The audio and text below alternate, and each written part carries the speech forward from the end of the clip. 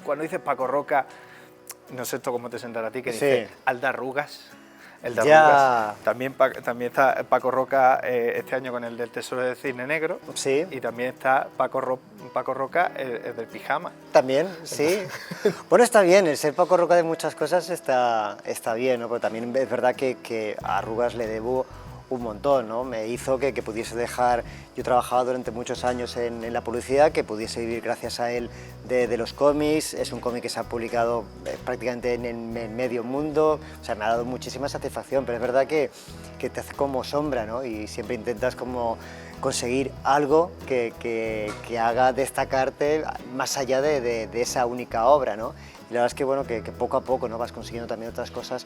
Siempre es difícil porque, bueno, porque al final el éxito o el fracaso es un cúmulo de circunstancias, pero bueno, que pueda ser el Paco Roca en pijama o que pueda ser el Paco Roca de otra cosa, lo agradezco. A mí me pasa que hacer un cómic me da muchísima pereza, o sea, son 2 años mínimo de trabajo en el que estás totalmente metido tú solo en el estudio, entonces no podría repetir la fórmula, ¿no? Me parecería como demasiado aburrido, ¿no? Y la forma, el aliciente que tengo para empezar un nuevo proyecto en muchos casos es el cambiar totalmente de formato, de temática, de lo que sea, ¿no? Y es como empezar otra vez de cero y estás como mucho más motivado, ¿no? Y me costaría mucho hacer una serie de cualquier cosa, ¿no? Esto de dibujar Spider-Man y al mes siguiente seguir dibujando Spider-Man o cualquier cosa de estas se me haría muy cuesta arriba. Por ejemplo, hablamos de lo que se suele decir, ¿no? De que el cómic ya capta, hay sobre todo una generación que ya le capta desde niño. Sí. ¿Qué le dirías a un niño para traerle al cómic europeo?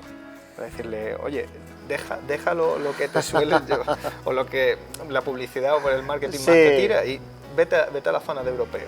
Bueno, yo creo que hay de todo, o sea, que también está bien, dentro del manga hay cosas interesantes, dentro del cómic de superhéroes, por supuesto, hay cosas interesantes, dentro del mercado europeo no todo es bueno, o sea, que hay un poco de todo, ¿no? Pero yo creo que siempre la variedad está muy bien. Yo he crecido, claro, pues, con los superhéroes, lógicamente, con Spider-Man, con demás, pero luego descubrí pues, el cómic europeo, y es verdad que el cómic europeo me llenó mucho más, no sé si por el formato que tenían, por el tipo de historias que contaban, por el tipo de dibujo, por los temas que te eran más cercanos, pero al final conecté mucho más con ese tipo de cómic. Yo creo que dentro del cómic europeo hay infinidad de cómics que engancharían a un chaval. Por ejemplo, a mí me encanta pues cómo se está redactando ahora Spirou, por ejemplo, ¿no? que es el cómic de toda la vida que yo leía de pequeño, y ahora con pues, dibujantes como Emil Bravo, como muchos otros, de repente le han dado un giro que estéticamente es muy bonito y seguro que encajaría perfectamente para todo tipo de público.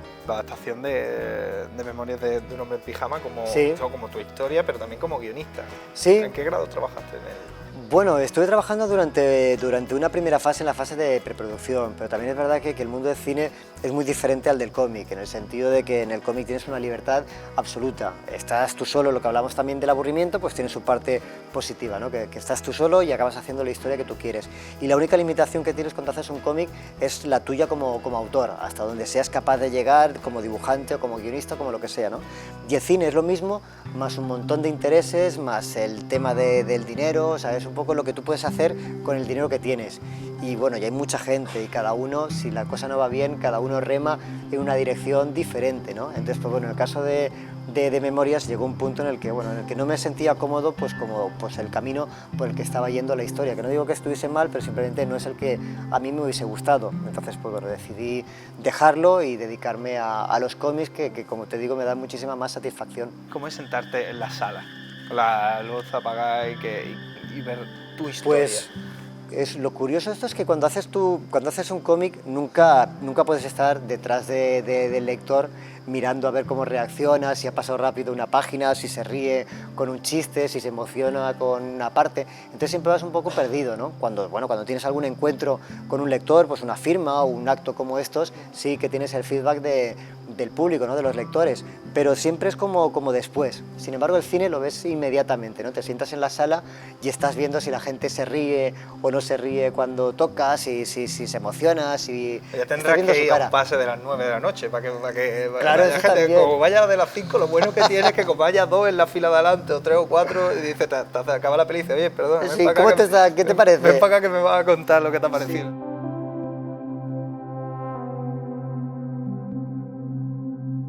Pues, yéndonos a los surcos del azar, Sí. no es concretamente así, pero ¿cómo se le da la vuelta al guerra civilismo? O al cliché del... Uy, otra vez. Sí. Sí.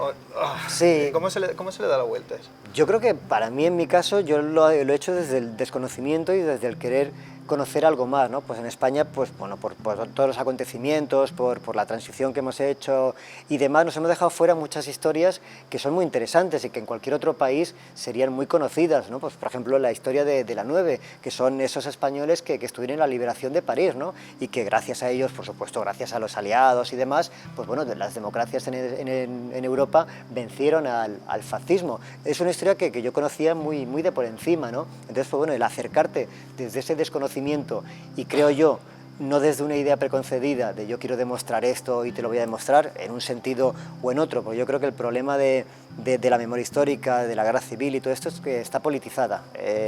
Si haces tal cosa eres de derechas, si haces tal eres de izquierdas, sin embargo en otros países no ocurre eso, no, hay temas que no están politizados, sino que bueno, la lucha contra el fascismo es la lucha contra el fascismo en general, da igual que seas de izquierdas o de derechas, es lo mismo, ¿no? Pero bueno, en este país se politiza todo, ¿no? Entonces para mí es como acercarte desde ese desconocimiento y no desde el querer hacer un panfleto. Está claro que no siempre lo consigues, pero yo lo intento pues también porque sobre ciertas cosas no tengo las ideas muy claras, ¿no? Entonces para mí toda esa parte de hacer un cómic es la forma de reflexionar y aprender sobre él. Decía Truffaut, creo Sí. que decía Truffaut, porque estas cosas tú sabes. Bueno, ya. No lo decía fulano, lo decía No, pero Mecano. Truffaut siempre queda bien, ¿no? Empezar así una frase. Es verdad.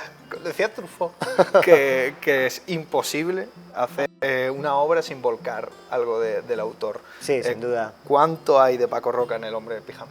Hay mucho, ¿eh? Yo creo que es totalmente autobiográfica, lo que pasa que sí que es verdad que el tono de humor a veces te hace exagerar las cosas o te hace hacer determinados cierres que tengan efecto y te lo aleja un poco de la realidad, pero para mí se convirtió en una especie de alter ego que podía quejarse de las cosas que yo no me atrevo en la vida real, ¿no? Yo soy de naturaleza cobarde, ¿no? Y soy incapaz de llevar la contraria a nadie y nada de esto, ¿no? Pero sí que el personaje me permitía un poco el enfadarme con el mundo y mostrarlo, ¿no? Pero es verdad también que todo al final se confundió un poco, es decir, que para mí ese personaje también era una especie como de voz en off para poder contar determinadas cosas y, como digo, acababa exagerando. Es un personaje, yo soy despistado, pero él es mucho más despistado, le pasan un montón de cosas y la gente, al final, la gente que ha leído la serie, cuando te conoce en persona, te trata como si fueses el personaje, ¿no? Y como ya te digo que yo no me gusta llevar la contraria, asumo ese personaje, con lo cual ya se ha mezclado todo, ya no sé qué parte soy yo realmente o qué parte ya estoy fingiendo para parecerme a mi propio personaje. Espero que no duerma en vaquero. Casi, no, pero el pijama lo llevo debajo, ¿eh? Yo vale. siempre voy con el pijama.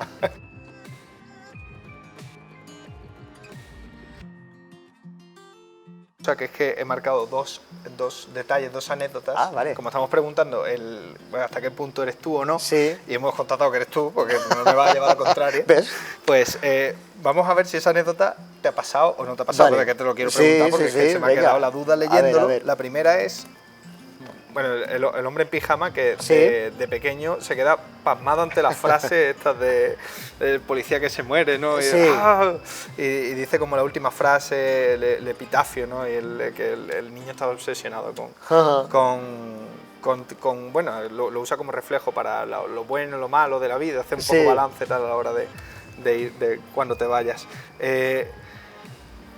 ¿Hay alguno en concreto, o sea, hasta qué punto es verdad y si hay alguno en concreto que puedas decir, qué momento es aquel antes de morir es que se me quedó grabado?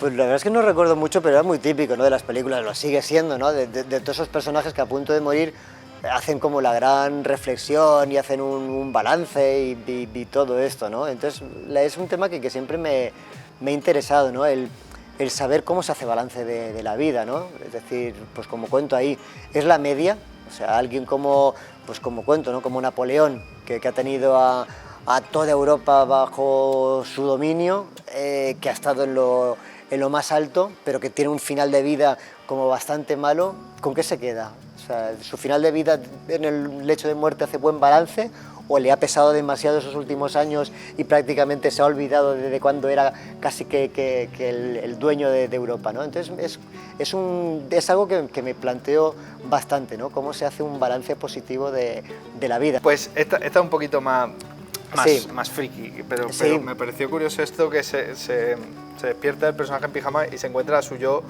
de, bueno, varios yo, a su yo de los 80 que poco a poco, peinado, no sé si era tu peinado de los 80, pero... Hombre, claro, sí, pelo cepillo... Pelo cepillo está al final, como él mismo dice, al final de los 80 ya, tirando a los 90. Sí, no, es que bueno, también hay que decir que yo nunca he estado muy a la última, ¿no? Con lo cual llevaba hombreras cuando ya nadie llevaba hombreras, llevaba un pelo que no pegaba para nada con eso, o sea, era una mezcla un poco bizarra. A ver, a mí me ha pasado, yo me he despertado por la madrugada, me ha despertado el perro, lo cual es peor, y te levantas y coges el cuchillo o el palo y te vas abajo, pero dime que no tienes una espada láser en tu casa. Tengo una espada láser, es que soy muy fan de Star Wars, ¿no? Por lo menos de la trilogía inicial, ¿no? Y tengo una espada láser, por supuesto, ¿cómo no? Sería una buena manera de atacar a tu yo de los 80, ¿eh? Con una espada láser. Desde luego la impresionaría bastante, ¿eh? A mí yo de esa época, si aparezca con una espada láser, desde luego que diría que por fin he triunfado la vida, ¿no? Pensar que mi yo del futuro iba a tener una espada láser, para mí era ya el haber alcanzado el máximo.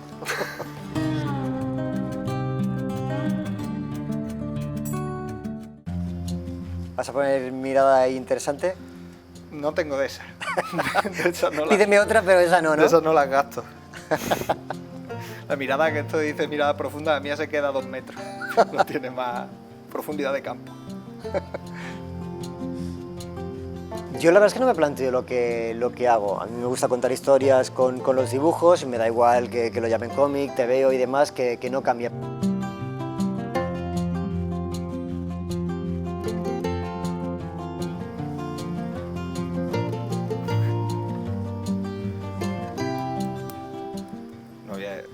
Hay quien dice que me parezca Hugh Grant.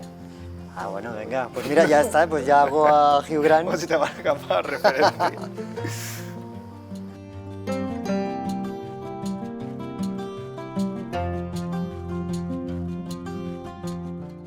A mí me pasa que hacer un cómic me da muchísima pereza, o sea, son 2 años mínimo de trabajo en el que estás totalmente metido tú solo en el estudio, entonces no podría repetir la fórmula, ¿no? Me parecería como demasiado aburrido, ¿no? Y la forma, el aliciente que tengo para empezar un nuevo proyecto en muchos casos es el cambiar totalmente de formato, de temática, de lo que sea, ¿no? Y es como empezar otra vez de cero y estás como mucho más motivado, ¿no? Y me costaría mucho hacer una serie de cualquier cosa, ¿no? Esto de dibujar Spider-Man y al mes siguiente seguir dibujando Spider-Man o cualquier cosa de estas se me haría muy cuesta arriba. Por eso te iba a preguntar, porque ¿qué diferencia puede haber entre ser autor, entendamos por autor, por un Juan Palomo, por todo el paquete completo, ¿no? El dibujo y el guión y solo un aspecto de ello y más serializado?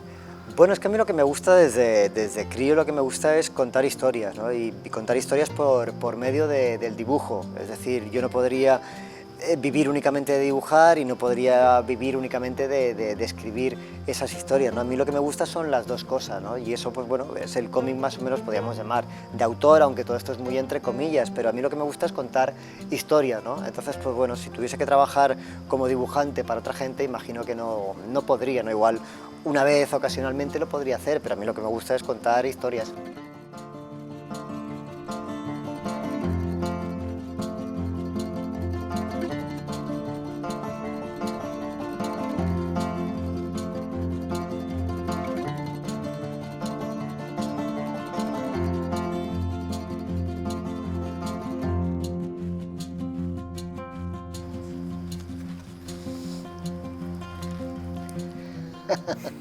Oye, pues es algo mejor, ¿eh?